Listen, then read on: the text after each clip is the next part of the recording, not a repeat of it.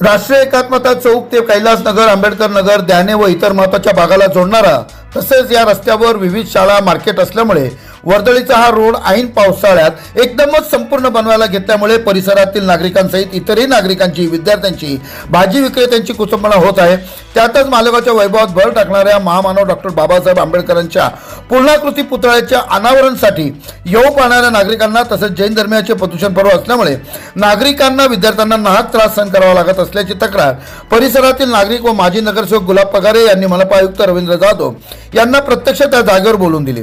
त्यावेळी मनपा आयुक्त नागरिकांमध्ये काय चर्चा झाली बघूया सविस्तर। प्रबंधभूमी महाराष्ट्र न्यूज साठी महाराष्ट्र न्यूज इंचार्ज हरीश मारू। आज मालेगाव महानगरपालिकेचे आयुक्त यांना या ठिकाणी आम्ही बोलवलेलं आहे। विषय म्हणजे हा राष्ट्रीय एकात्मता चौक तर डॉक्टर बाबासाहेब आंबेडकर नगर तर